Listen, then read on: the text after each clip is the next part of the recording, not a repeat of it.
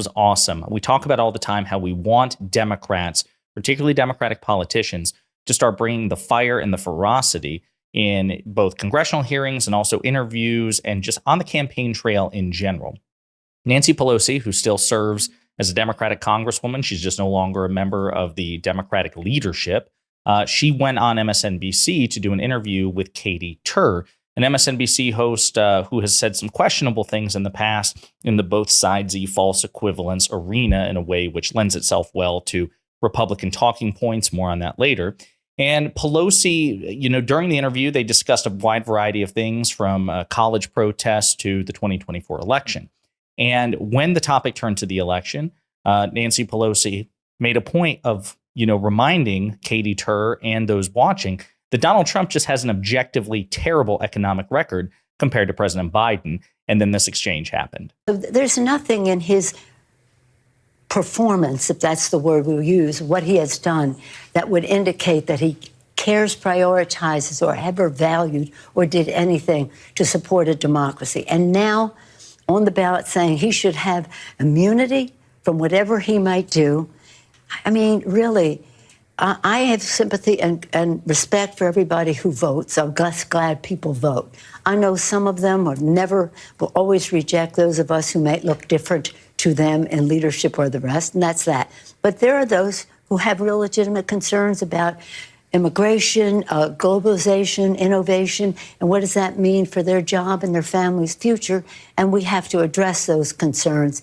And Joe Biden is doing that, created 9 million jobs in his term in office. Donald Trump has the worst record of job loss of any president. So we just have to make sure people know. That was a global pandemic. He had the worst record of any president. We've had other concerns in our country. If you want to be an apologist for Donald Trump, that may be your role, but it ain't mine. And I he don't has think the that worst. Anybody can accuse me of that. But let me just say, as a Speaker of the House, we put forth a $3 trillion bill. $3 trillion of investment in communities and the rest, and that stimulates the economy. I just want to ask one more question. So again, a stern rebuke by Nancy Pelosi, and one that was richly deserved because Katie Tur actually has a history of Trump sympathizing, MAGA sympathizing talking points. I want to play you one such example, and then we'll address the merits of Speaker Pelosi's arguments. Basically, they said they went back over 70 years and looked at all the cases that have been tried under this rule 36 or 6312, which is used here, which doesn't have to show harm done. That's not the burden. You don't have to show that anybody was hurt by your practices. There's nobody you defrauded specifically. But they went back and they looked at cases over 70 years. I believe it was about 150 cases, and found that there was no case where there was a ban on doing business where there wasn't harm shown. So even though the threshold is harm shown, in the past, it has only been used to ban someone doing business when it's been shown that somebody was hurt. Say you're selling cosmetics that are poisoning you. There's somebody that was hurt there, the cosmetics company gets banned. Is this fair to go after Donald Trump like this in this environment? So Katie Tur, again, there are other clips out there. She has this history, again, of like these centrist talking points in a way that try to, she asks questions in a way which tries to depict Donald Trump in a more sympathetic light. She doesn't do it all the time, but this is not the first time. And this is part of the reason why that clip with Nancy Pelosi has gone viral, because Katie Tur has earned herself a lot of online critics, and understandably so. For what it's worth, the RNC Research, one of the official accounts of the Republican Party, as well as the GOP official account, they tried to run with this in a way that shows that Nancy Pelosi's wrong. Yikes, crazy Nancy Pelosi snaps at Katie Tur for reminding her that Biden's job gains are really jobs recovered from the pandemic. And of course, this is the problem. The Republican Party just straight up lied to those of you on Twitter, to those of us on Twitter. So I'm actually going to play this clip from Cap Action. I had not seen it before today, and it's actually relatively old, but the data here is still accurate because it addresses pre-pandemic levels of employment. It was made over a year ago, but I'd never seen a video quite like this, and I think it was very well done. We're going to play the clip, and it contextualizes the GOP's lies, as well as the claim that President Biden has added jobs to the economy. 15 million jobs added on his watch at the time of this recording. But the recording we're about to watch was made more than a year ago. The logic still stands. We'll play it and unpack it together. Under President Biden, we've added over 12 million jobs, more than any president's first 2 years in office. That's a historic accomplishment. No. These are jobs coming back after the pandemic. Sure, but the U.S. already recovered the 22 million jobs lost at the peak of the pandemic last August, under Biden's leadership. Without the pandemic, Biden's jobs numbers wouldn't even compare to Trump's. Okay, let's compare apples to apples then.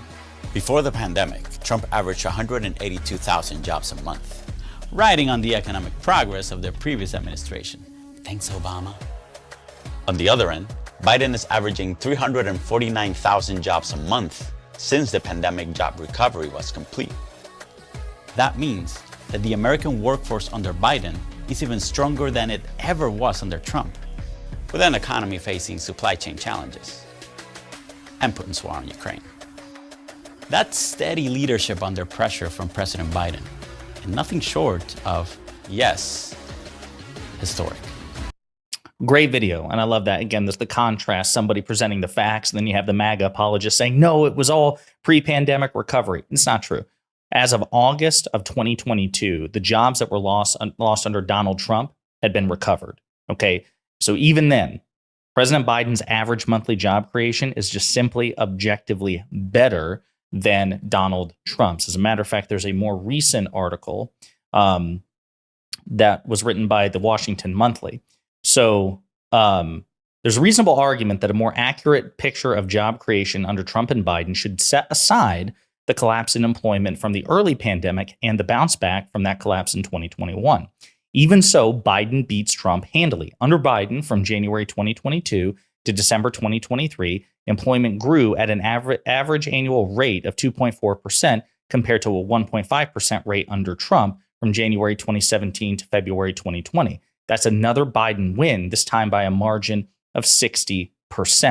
So even when you factor, you control for the pandemic, Biden's average job creation numbers are higher than Trump's, even if you control for the pandemic.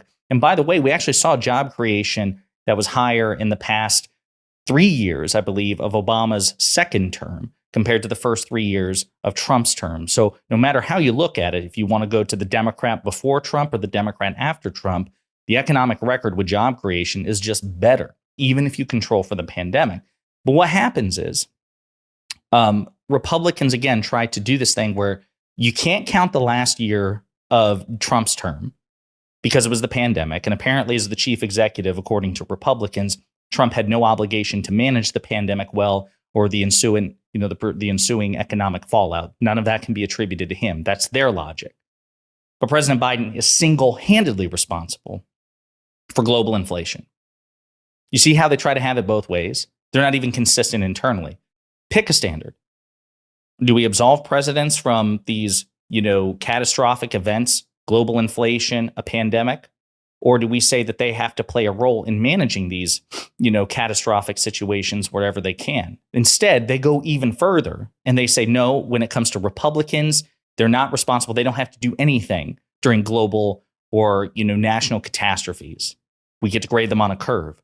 When a Democrat's in office, we blame them for everything, even things that are meaningfully outside their control.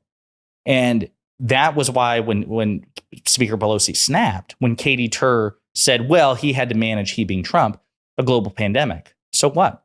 Number one, again, I keep going back to this. Imagine the shoe on the other foot. Imagine a counterfactual, whereas President Obama or President Biden or President Clinton, whoever, who had to manage COVID, would Republicans, would Fox News, would conservatives factor that in? Would they say, you know what? As much as we don't like the Democrats, we can't blame them for a global pandemic. So we're basically going to give them a mulligan for their last year in office. Of course not. They would never say that. They would say correctly that whoever is occupying the White House has an obligation to try to manage these things well. But they don't say it when one of their own is in office during a catastrophe. Then the rules change. I say no. And I would encourage you to say no too. Reject the false The asymmetry, the double standard, say, no, we're going to hold everybody to one standard, Democrat or Republican. And I'm sorry that when we do that, your guy tends to lose on the merits. Maybe it's because you guys suck and we shouldn't actually grade on a curve to accommodate your weakness, your stupidity, your frailty, the weakness of your policies. That's what I propose.